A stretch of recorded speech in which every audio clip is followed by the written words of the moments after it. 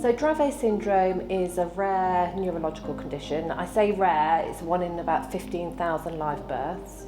Seizures is one of the comorbidities, but then there are many other comorbidities, eating difficulties, mobility issues, intellectual disability and behaviours are often seen, and it's a lifelong condition, it's not just in childhood. We're so excited to be partnering with the Epilepsy Research Institute today.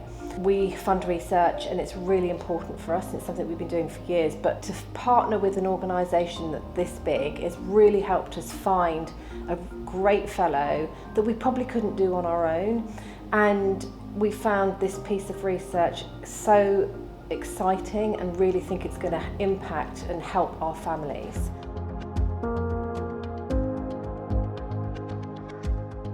So in 30 adults with Dravet syndrome, I'm going to be carrying out autonomic function tests. These are non-invasive, simple tests that are done in various hospitals in the country.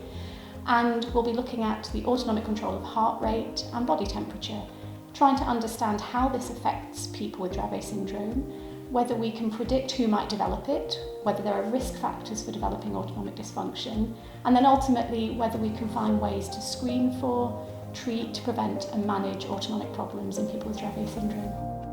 The autonomic nervous system controls heart rate, and we know that abnormalities in the autonomic control of heart rate can be a risk factor for sudden unexpected death in epilepsy. This is the leading cause of premature mortality in people with Dravet syndrome. So again, in people with Dravet syndrome, if they have autonomic dysfunction, then that might tell us something about their risk of SUDEP.